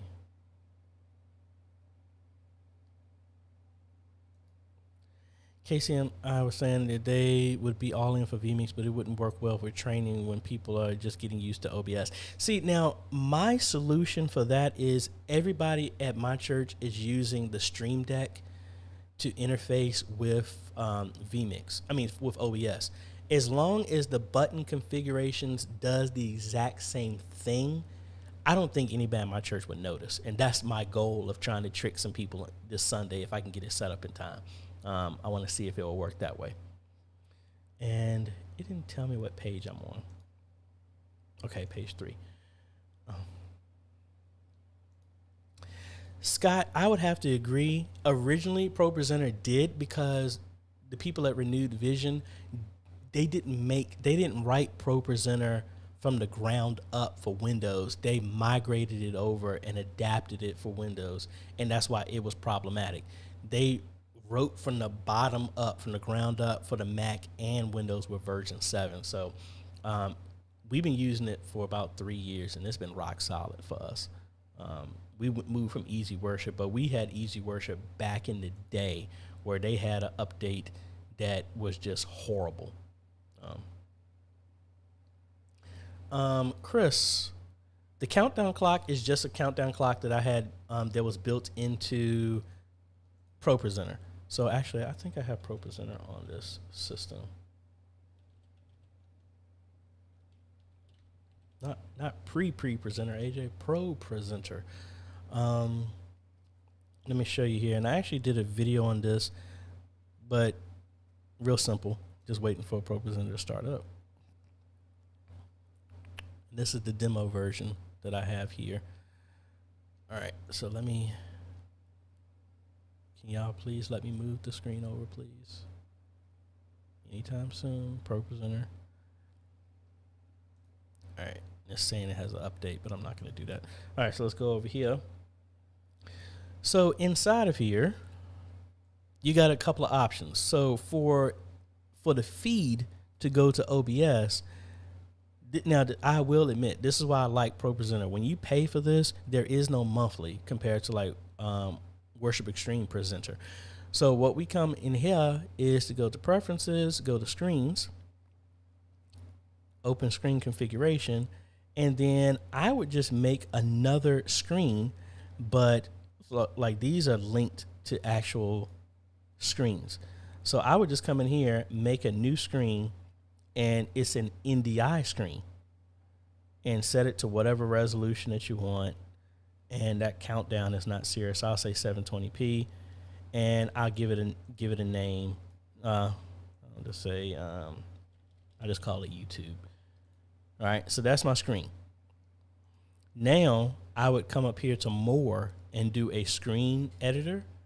And now I'm designing my screen. So you can make one that's already here. And so let's make a new screen. And I say use time of date clock. That would be one. And I would just change the source. And I hate that they moved this around. So you have timers over here. We'll say, well, actually I already had one called Live Stream Countdown. And this is set to, you can set it to whatever time, count down to a time. I have it at 10 a.m. So I will start this. So that's my time. So it's already generating. So if I go back to my screen editor and go back to this one, instead of it being a system clock, I'm gonna click on this, go to text. What is my source right here? Instead of it being system clock, I want to pull from my timer, which is live stream start. And now there's my timer. I can change what's going to be shown. Do I want hours? I don't need hours. I don't need seconds. I just need, not tenths of a second, hundredths of a second, excuse me. No, tenths of a second. I just want minutes and seconds. So there's my time. That's it. Now I will come up here to screens, and here's the second screen I just made. And now I want to say, I want it to display this time that I just did. So that's, now it's running, even though you don't see it.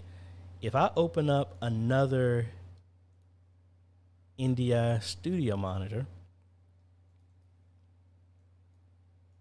I can set my source, and there it is. There's my YouTube screen that I made in ProPresenter. And there's my time.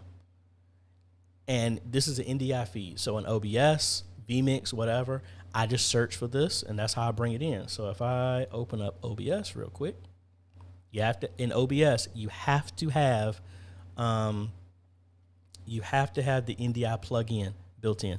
So I can come in here, add a new NDI source, and it will search for them. And it's the YouTube one that I gave it a name to. There it is. And now I can resize it, color it, put whatever, and that's how I did that in ProPresenter. That's showing to the screen in the sanctuary, but it shows a completely different format for the live stream. And that's how the times got synchronized. So hopefully that helped you there, Chris. Well, let me know. And most of my stuff is based off of y'all. So I do have a beginner's guide, but let me know. I did it very, very basic, just like I had with OBS. There's so much more you can do with OBS, but I did a basics one. And then I develop other videos based on where y'all have it.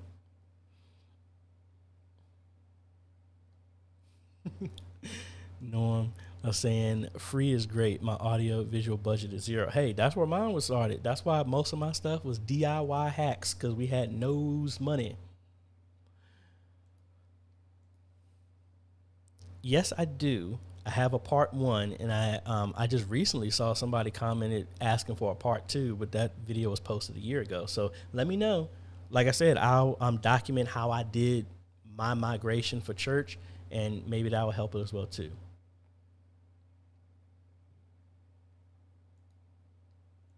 Holy Fire Tabernacle wants to know, how can I extend the display to the ATEM Mini Pro? So I'm assuming that you have something connected to it.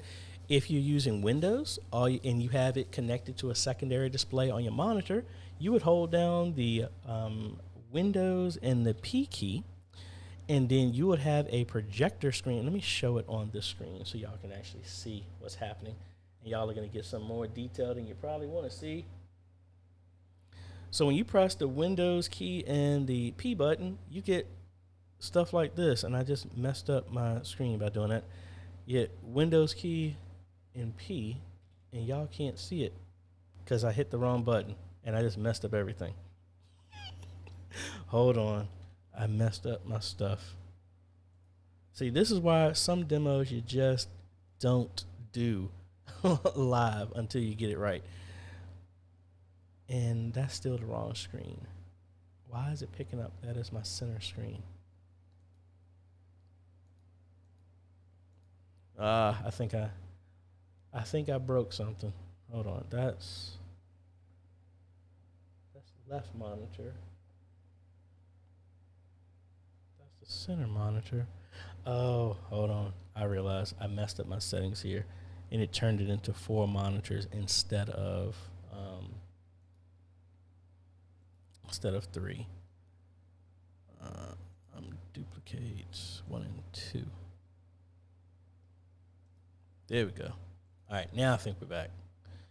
So on this screen, if you hit the Windows key and the letter P, you would get this menu, and then as long as the second monitor is displayed, you'd get this setting, and then that's how it happened, because that's what I'm doing for all my monitors right now. I have 3 monitors here, and every one of them have a splitter on it. Well, excuse me. The center screen has a splitter on it that's going from the computer and then also going into my ATEM. Each one of my monitors has, my graphics card has 5 outs. So 2 of them go to these 2 screens. The other 2 are mimicking these screens, but they're plugged into the ATEM. And that's what that works on each one. So if I show you here, see, this is my setup. So 1 and 2 are duplicated. Number 1 is right in front of me. Number 2 is the input that you're looking at right now that's connected to the ATEM. Yay. Now let me get all my stuff here, because all my stuff shifted all over the place. Let me see.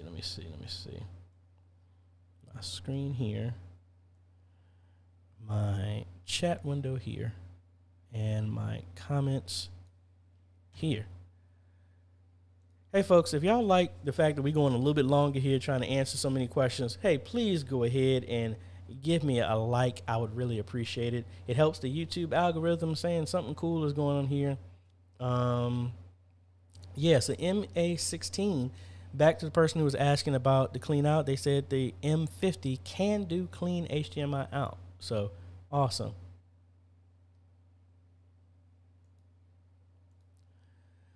Well, Norm, to that, I would say they have unrealistic expectations.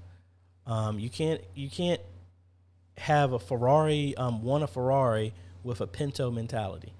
It just doesn't work.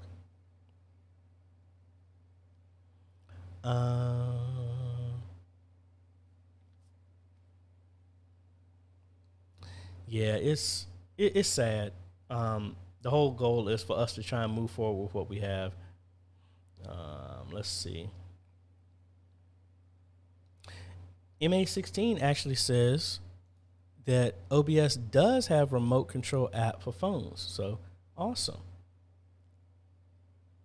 Art D, yeah, that was the same thing I was saying how I would use this, but MA16 says there's one built in, so awesome. Daniel, hey AJ, in my PC, when I use NDI for lyrics, my camera input in vMix started to glitch. That sounds like either the computer can't keep up with sending it or decoding it. That's what it sounds like. What type of system you got? What's the processor? What's the memory? What's the GPU?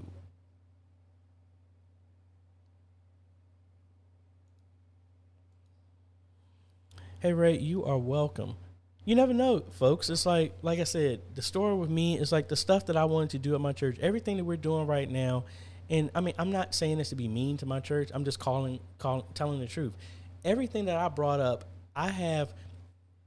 Not even church in general. People are programmed because of society and just how our lives are to come up with reasons why it won't work over why it will. Look through history. The Wright brothers were told it's, you look back in history, people were saying cars can't go faster than 30 miles an hour because you do, it will suck all the oxygen out of your body. Oh, man is not meant to fly because if we were, God would have gave us wings. That's why I went back to that original question. Where does imagination come from? It comes from God.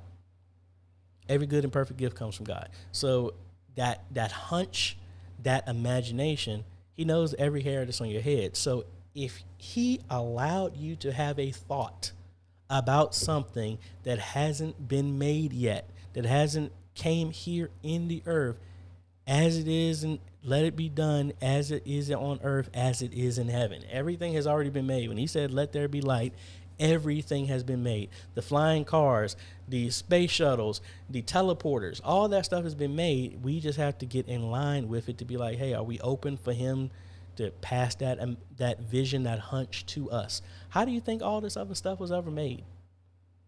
I mean, so that was the reason why I'm saying. So we need to be open, because it says he can do exceedingly and abundantly above everything we ask or think. But if we don't think, how can he do exceedingly and abundantly above that? If all we're thinking about why it won't work, he would give exceedingly abundantly above that.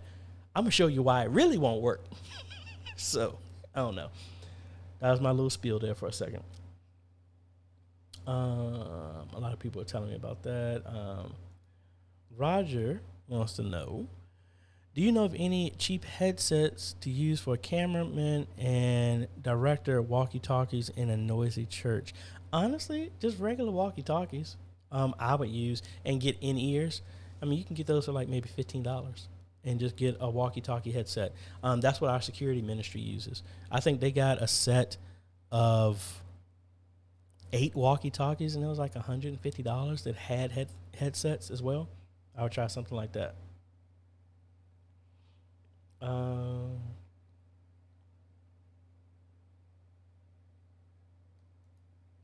Karan, hey man, thanks for all the help with Worship Extreme and OBS. I had to quickly change my church's live stream setup. You helped me choose a much cheaper and effective option. Worship Extreme is dope. Hey, I'm glad it helped you. Shane and Hannah, hello. Hello. I'm glad y'all are getting some help out of this stuff. Really appreciate it. Like I said, I don't say this to be a canned type of thing. This has been one of the most fulfilling things that I've done compared to sitting behind a desk and writing SQL code. Again, it's talking about imagination. I used to, and maybe I'm getting a little bit too transparent. I'll be honest with y'all. The reason I'm not saying all this imagination stuff just for your media ministry. Do y'all know how many times I used to sit back, and I told some people this on the on our roundtable. I used to sit back when I had 100 subscribers, and not even had 100 subscribers. I used to sit in front of my setup here and imagine I was doing my thank you video for when I went 1,000, win 100,000, win 1,000,000. Anybody looked at that, that was crazy. But you have to speak to the mountain. You have to speak to something before it exists. It says, walk by faith, not by sight. I have faith that it's going to happen. I don't need to see how it's going to happen. But like I said, I say all that to say that that's the same thing I do with a lot of stuff here. When I'm speaking to things, you know how many times everybody said that Don was asking about that For Me conference? You know how many people, I tried to do that 5 years ago, and everybody said it was crazy. I didn't know how it was going to work. There was no support. I just spoke it, and I'm like, well, it's going to happen. We're going to set a date. It's going to happen. And then people that I did not know came out of the woodwork, and it happened. I don't care who you is. You can't tell me that God doesn't answer prayers. He doesn't provide. He gives you the vision. He'll give you the provision. All those cliches, they are true. This channel is a living proof of it. And that's why I go over the top to say thank y'all so much. And I try and do as much as I possibly can to render it back and help y'all in whatever aspect it is. So, man, see, I guess that's what happens when we talk longer on these YouTubes. Y'all start getting all this extra stuff. So, Kurt, we're going to start rounding the bend here in a little bit. What are the best practices for streaming music on Facebook and YouTube as part of your worship services? We have the CCLI license, streaming license. How do we know that what songs we can and can't use? Do we enter the number somewhere? Most of the platforms you're getting it from should have, whoever you got your license through, should have a search function to show you what songs they cover. And then as well, if you're doing that, we don't do it because most of our stuff, we don't do it. But Presented by Worship Extreme, Pro Presenter have an option to where you can put your CCLI license like as a lower third, like in the lower left-hand corner somewhere, and you can put that information there. Now, with that being said, YouTube and Facebook algorithms cannot read, so it don't do text. So you still may get a strike or something, but you now have a license to cover that, and you can submit that. So that, honestly, the best practice is to search as best as you can and have your licenses on the ready if you have to go there and knock them out. And most of the time they're quick, and they'll say, oh, yeah, you got a license. Okay, we're cool. Like I bought a license for a song from Audio Jungle, and they said specifically that their stuff is registered. You will get hit because it's registered. Just prove this license. I gave them the license. I still wasn't authorized because somebody stole their song and claiming that they own it, and they don't.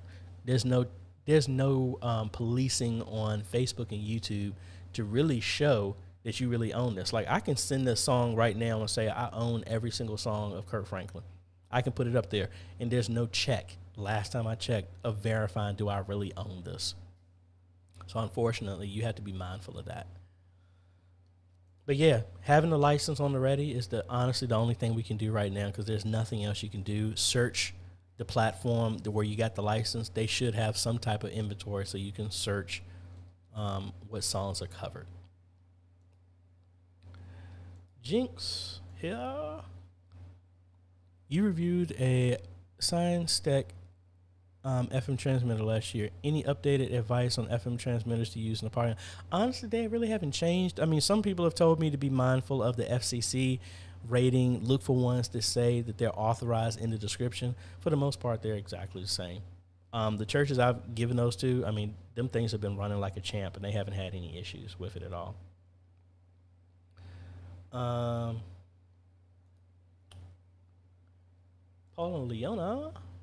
Hi, you have any idea why when watching live streams, when people sing, it changes keys when you listen to it? The computer's not fast enough. I've seen that a couple of times where it speeds up the song, which inherently will change the pitch of the song. Look at whatever equipment is handling that. That's probably what it is. So it's trying to compensate and keep up with the video and keep it in sync. So because audio happens faster, it's speeding up the audio, which is changing the frequency, which is changing the pitch. You might want to look into something like that.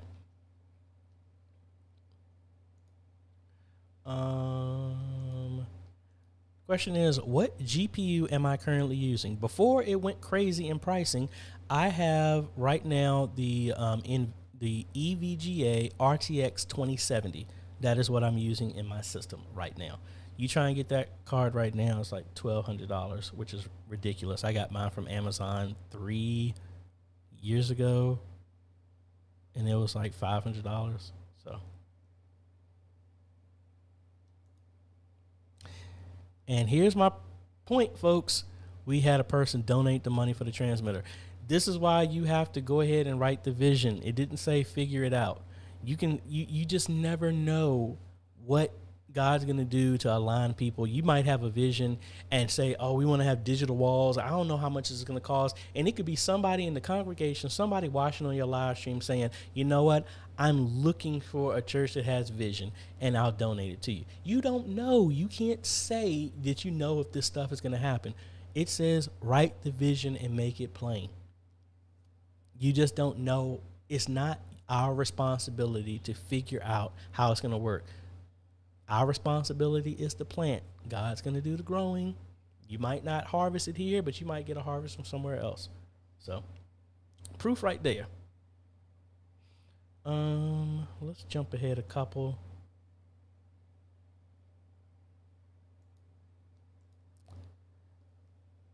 There you go. There you go.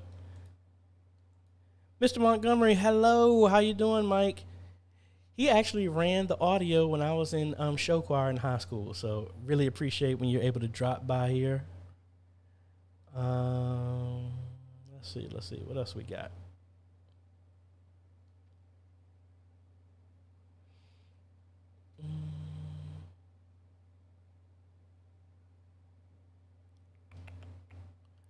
I think we got it, folks. I think we shutting it down. Yeah, like Chuck said, that's one I've seen Song Select, where you can search for there.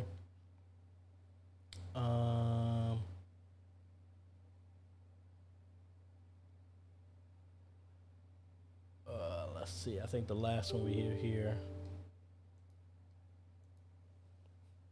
Hi, AJay, I record my videos using vMix as I am a solo YouTuber. How can I improve the quality of the video?